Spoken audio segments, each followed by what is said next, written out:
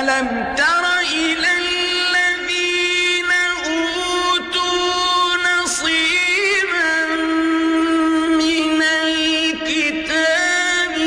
يشترون الضلالة ويريدون أن تضلوا السبيل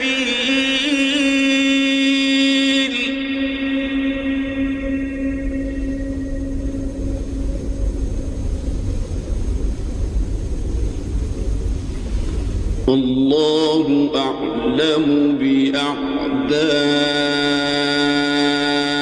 بأعدائكم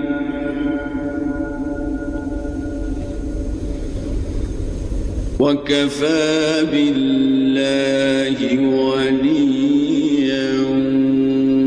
وكفى